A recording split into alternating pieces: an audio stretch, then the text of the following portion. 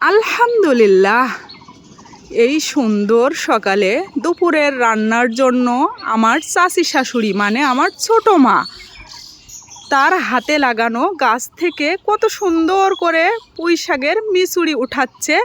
আর এদিকে সিমের ফুলগুলো চেয়ে রয়েছে আমার ছোট মার দিকে।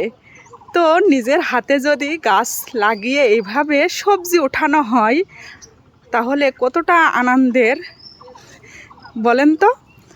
আর গ্রামীণ জীবনযাপন মানেই হঠাৎ করে টাটকা সবজি উঠানো, মুরগি ঘরের থেকে হাঁস মুরগির ডিম ওঠানো, গাভীর দুধ, খাঁটি গরুর দুধ, সব কিছুই যদি ফ্রেশ হয় খেতে তো অসাধারণ লাগে। ঠিক বললাম তো আপুরা?